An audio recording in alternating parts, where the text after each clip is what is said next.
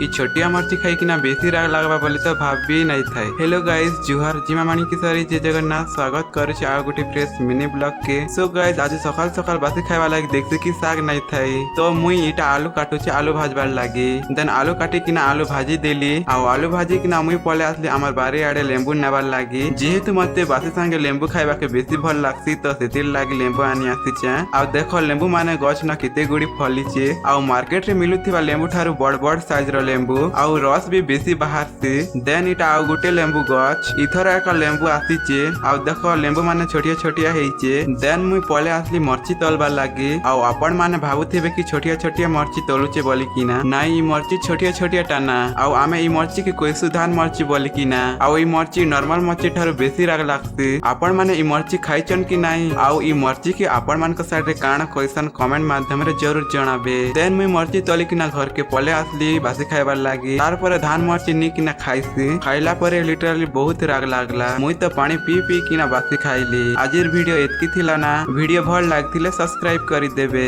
आउ आपण मानकर सान भाई बोली किना सपोर्ट टिके करबे। रहिली जिमा मानी की सरी जय जगन्नाथ।